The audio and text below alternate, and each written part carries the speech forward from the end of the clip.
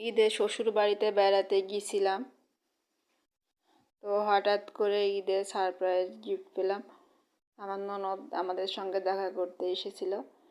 তো একমাত্র ননদ হঠাৎ করে আমাকে এই থ্রি পিসটা উপহার হিসেবে দিল ঈদে।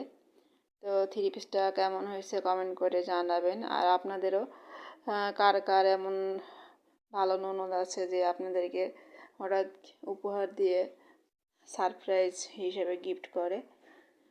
তো আমার থ্রি পিসটা খুবই পছন্দ হয়েছে। আর আমার ননদটা খুবই ভালো। তো আসলে ননদ ভাবির সম্পর্কটা একটু মধুর হলে সকলে খুশি হয়, ভালো থাকে।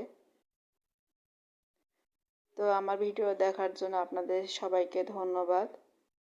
আর আমার ভিডিও ভালো লাগলে আপনার চ্যানেলে টাইমলাইনে শেয়ার করে রাখবেন।